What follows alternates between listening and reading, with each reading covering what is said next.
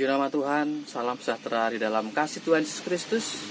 Kita akan sejenak bersama-sama mendengarkan kebenaran firman Tuhan pada saat yang indah ini. Sebelumnya kita mau beri waktu untuk berdoa. Bapa Surgawi Tuhan Yesus Kristus, kami datang kepadamu.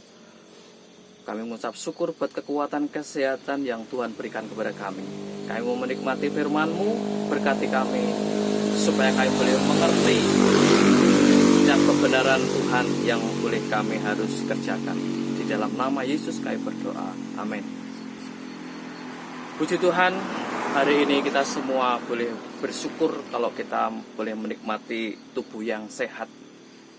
Di tengah-tengah banyak sekali orang mengalami ketakutan, kecemasan, tetapi ada jaminan bagi setiap kita orang yang mengasihi Tuhan. Puji nama Tuhan. Saat ini saya akan mengajak kita bersama-sama membaca dan merenungkan firman Tuhan dalam kitab Lukas pasal ke-18. Di sana saya akan membacakan di dalam ayat yang ke-11.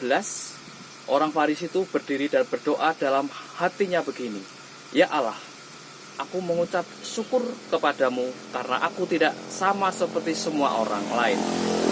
Bukan perampok, bukan lalim, bukan pezina, dan bukan juga seperti pemungut cukai ini."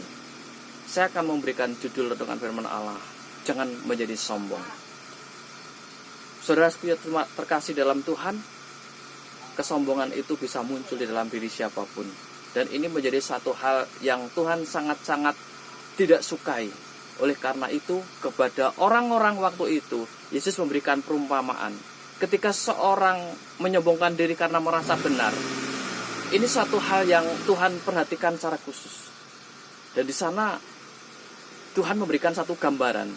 Tuhan memberikan satu perumpamaan bahwa ada dua orang datang ke bait Allah.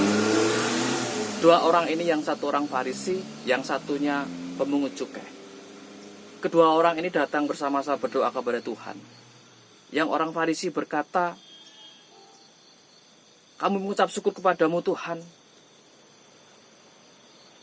bahwa aku tidak memiliki satu kejahatan yang seperti orang lain lakukan. Aku bukan seorang pembunuh, pezina, dan aku juga bukan seperti temanku ini yang adalah pemungut cukai."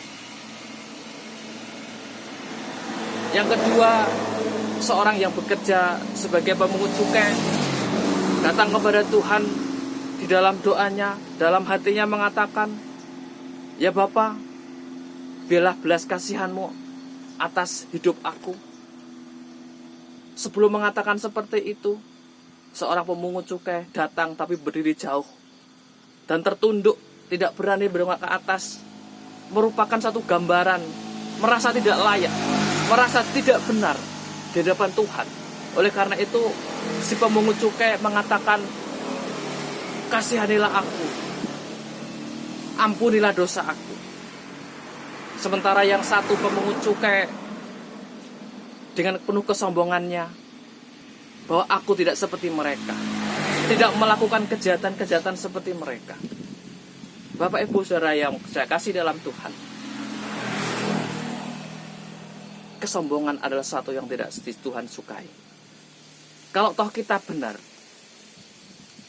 jangan menunjuk-nunjuk orang yang lain. Kalau toh kita ada dalam keadaan yang baik, tidak melakukan sebagaimana orang lain katakan, lakukan, jangan kita menjadi seorang hakim atas mereka. Karena di hadapan Tuhan, semua orang itu punya satu tugas tanggung jawab yang sama untuk menjaga hidup benar di hadapan Tuhan. Ketika seseorang sudah mulai menyombongkan diri, "Aku tidak sejahat mereka, aku tidak seburuk mereka," justru orang ini pada akhirnya dipandang salah di hadapan Tuhan. Ketika orang menyombongkan diri, merasa berbangga, merasa sudah hebat, sudah tidak ada lagi punya niatan untuk membereskan hidup. Tetapi bagaimana seorang pemungut cukai dengan penuh kesadaran mengakui kesalahan kepada Tuhan, dan inilah yang Tuhan apresiasi. kesombongan adalah awal daripada sebuah kehancuran. Kita tahu ada satu peristiwa yang terjadi dalam diri Goliat. Goliat sudah memakai dengan segala perlengkapannya, tinggi gagah, tidak seperti Daud yang kecil. Tetapi kesombongan ini yang akhirnya membuat Goliat jatuh. Tanpa disadari ternyata ada celah yang bisa membuat batu yang diayunkan oleh Daud bisa sampai di kepalanya. Celah inilah yang membuat Goliat jatuh dan mati. Ketika orang menyombongkan diri, dia tanpa menyadari sebetulnya ada celah-celah untuk dia jatuh.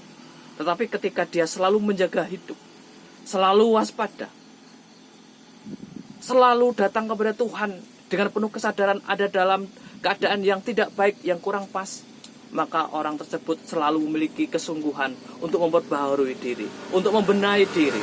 Dan ini yang Tuhan harapkan untuk juga setiap kita kerjakan. Mari apapun yang kita sudah kerjakan, lakukan terus. Apa yang sudah kita kerjakan, pertahankan dan tambahi terus, tanpa kita memandang dan merendahkan orang lain yang belum seperti kita. Tuhan Yesus memberkati kita. Sampai jumpa dalam kesempatan yang lain. Tuhan berkati.